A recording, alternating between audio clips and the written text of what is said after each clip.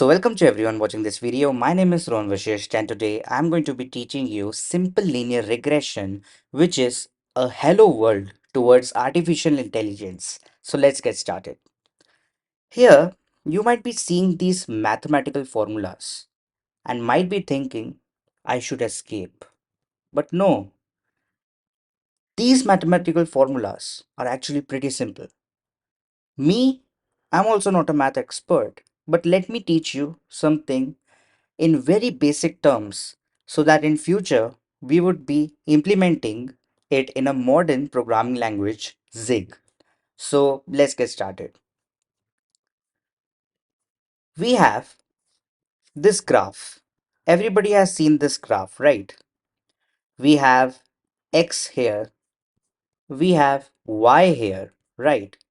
So this is pretty simple. Everybody knows this. Here we have the o or origin or zero, whatever you call it, because origin, every number in any direction you go from this origin or zero, the number will increase or decrease, right? If, for example, you go to this point, or if you go to this point, the numbers start from a point that is known as the origin or zero. So that's why zero is such a special number. Interesting, right? Now, at this point, let's just consider a few points. Here, I have the number 1. Here, I have the number 2, right? And maybe somewhere in the y-axis, I have 2 million, 3 million, or it can just go ahead to infinity. In the very same way, the x-axis also goes to a very large number, that is infinity. At this point, you might be thinking, what am I discussing? Are we discussing simple linear regression? No. I was just telling this to you so that, a nice story builds up. At this point, let me just remove these changes. Perfect. In this simple linear regression, I want to tell you a few things. For example, if I randomly choose this point has an x value, this point has a y value, correct? X comma y. So this is a set. We have a set right here of x comma y. In the very same way, if I will choose any other value, any other point, I would have a x and y, right? At this point, there is nothing much mathematical. It's very simple. Now, in simple linear regression, what do we do? Is that we have a collection of these x values, we have a collection of these y values, and then if I will give you an x value, you need to predict the value of y. Okay, simple task. It's actually pretty simple. You have multiple x values, you have multiple y values. You need to build something that when given a value of x, it returns a value of y. And that y value which it returns should not be arbitrary or it should not be random. It should be a value that should, it is a predicted value that it should resemble the actual output. Clear? Perfect. So basically, we need to build something. We need to build something that is f of x. Let's just think of something like a function. Okay, a function. We are going to build a function that when given an input x returns a value of y. Okay, simple as that. Clear? Perfect. So these three formulas are pretty simple and these do not contain anything in fact. We have y is equal to mx plus c. Now what is m? Before discussing m, let's just discuss a word from m, that is mountain. Have you ever climbed a mountain? Yes or no? No problem. But at least have you seen how a mountain is? It's a slope, right? So that slope is indicated by m. This is the slope of a graph. Simple, perfect. Here we have C, that is the intercept. This is something that I'm not going to be explaining you right now, but let's just consider the value M. Here we have a slope, a mountain. Okay, the slope of a mountain, until and unless you break the mountain itself, it does not changes, right? It's a constant, it's the same. Maybe it's different in like a mountain, but just think of a normal arbitrary mountain that we draw on a painting like this. See, the slope is a constant. I mean, if I will measure slope here, it's the same. If I will measure slope here, it's the same, right? So that is a slope. That is M. Now, let me just draw this slope onto this graph for you. Fine. Simple as that. On this point, we might have an x comma y value. On this point, we might have an x comma y value. Simple. Perfect.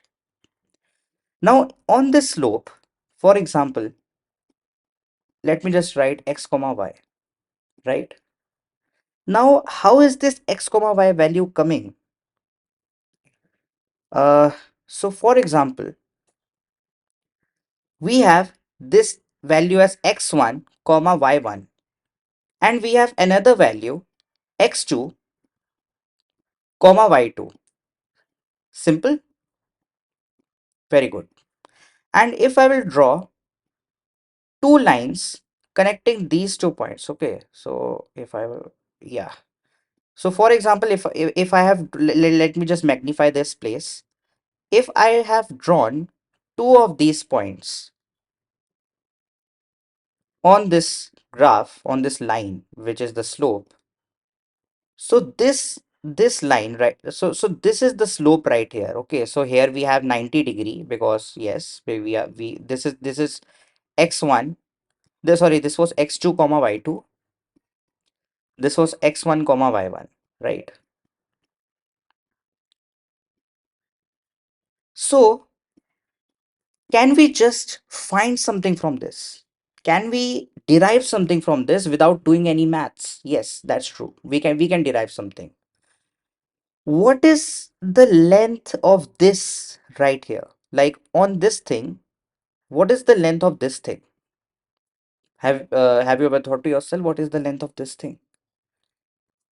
We can see that on the x-axis, if I will plot this x2 and y1 and x2 on the x-axis, I can get here the value of x2 and I can get here the value of x1, right? I mean, you can just visualize this thing. If I have this point x2 comma y2 on this slope and x1 comma y1 on this on the same slope, right? Just like how this I have drawn. Okay, this is the x2 comma y2 and this is the x1 comma y1. So if I will just draw a line like this on both these points, I can get the value of x1 and I can get the value of x2. Now, to get the length of this thing, what I can do is I can do x2 minus x1. Simple, correct? In the very same way, I can draw a line like this on these 2 points and I can get the length of this thing and I can get the length of this thing, right? Which is y2 minus y1. I mean, everything is simple right now, right? If you have any doubts, just see this part again, like from where I started explaining this. Y2 minus y1, right? Y2 minus y1. So the slope, which is m, it is nothing but y2 minus y1 upon x2 minus x1. That's it. Slope is y2 minus y1 upon x2 minus x1. You just need to look at this formula and understand this thing. Y2 minus y1, that is this line, the 1 minute, the length of this line, y2 minus y1, and x2 minus x1 is the length of this line. And the ratio of these tell you the value of the slope. That is the inclination of this line. Perfect? Correct. Now, we understood that we can get the value of m by doing y2 minus y1 and x2 minus x1, where x2 and y2 is some point on the line, and y1 and x1 is also some point on the line. If we will divide these two together, we will get the value of m. Clear? Perfect. Now, what is c? Initially we saw okay, so I had explained to you that m is a constant on on a line. C is a constant, right, which is the intercept. X and y are the only two things that are variable, because I can take any point on the line, which can be any point, literally any point. So that would have individual x and y values. So y is equal to mx plus c. Now if I get to know the value of m, and if I get to know the value of c, and for example if I have some input value x, I can easily find out the output value y. So that is the concept of simple linear regression. Perfect. If I know the value of the slope, if I know the value of the intercept, that is c, I can and for example if I have some input x, I can easily get the output y. Clear? I have explained to you what x is, what y is, what m is. Now, how can we get the value of c? Okay. For example, I take this equation y is equal to mx plus c. Y is equal to mx plus c. Now that I know a way to find the value of m through multiple x and y values, through multiple right now we only took two values, that is x1 y1 and y2 and y1 y2. So like we only took these two values, like this x2 comma y2 and x1 comma y1. We only took these two values, and through two values of y and two values of x, I was able to find the value of m through this formula, right here. Correct? I then know the value of m, x and y. Now I can easily find the value of c. How? I can just take this part of the equation towards the left hand side, that is y minus mx, and then I can get the value of c. Correct? Perfect. So this is how our model is going to find out the value of m and the value of c. Clear? Perfect. So I think so this equation is completely clear to you. Everything is clear. If something is not clear, just rewind the video, see the part, and you would get to know. Now we have m is equal to this crazy formula, you might think, right? But it's pretty simple. Let me show you. For example, instead of x1, y1, x2, y2, I have multiple x values and multiple y values. What I can do is I can take another variable I, like in programming languages, we use for I in, right? So I is used to denote multiple elements in a huge array, correct? So what I can do is xi comma yi, right? There is nothing wrong in this. Instead of denoting 1, 1, 2, 2, 3, 3, and millions of values, I can just place this value I, and I can say this sigma. This is summation. This symbol is known as sigma. This is the summation. In fact, this is the summation symbol. Okay, summation of this thing upon summation of this thing. Okay, so for example, let me just transform this equation into this equation, and it's pretty simple. Okay, now that I have m is equal to y2 minus y1 upon x2 minus x1, instead of 2 I can place I plus 1, I plus 1, right? I plus, because 2 is I plus 1, and y is I, correct, right? I mean, okay, let me show you it in a better way. Y I plus 1, y I plus 1 minus y I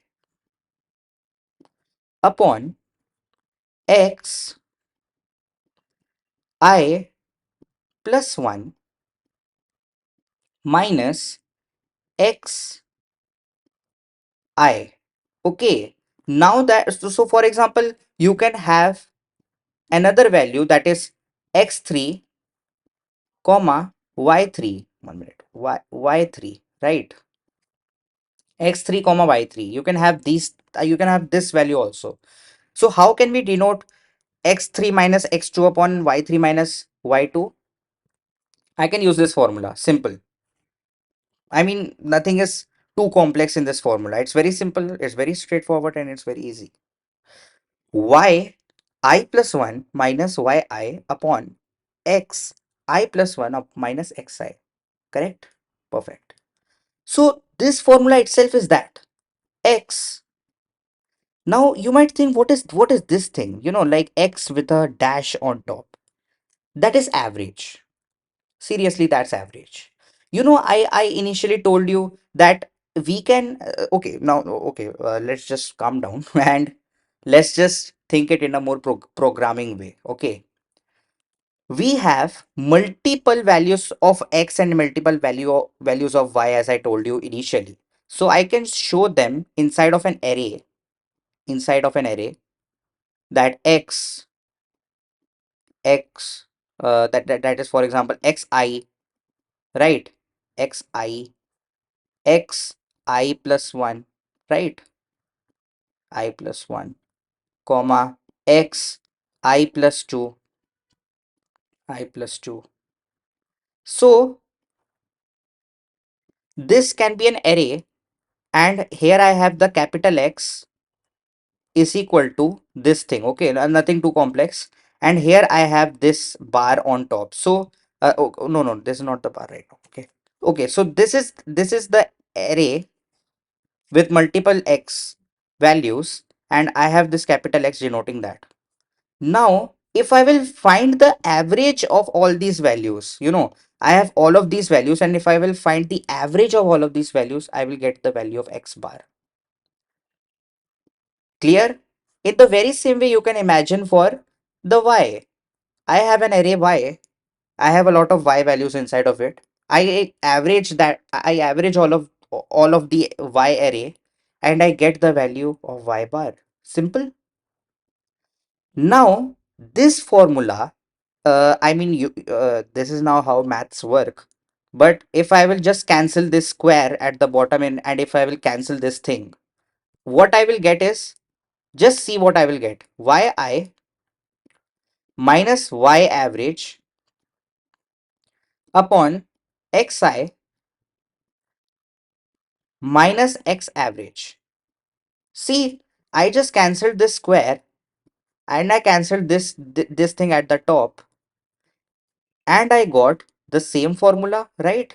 Now you might be asking, why didn't they cancel it before? Because it's the same value anyways. No, I mean, because we have summations in this, so maths that does not work like this. But for the explanation purposes and easy derivation, I don't want to go into the deep derivation. Just for easy derivation, just for easy purpose, I just made this way so that it's more clearer to you.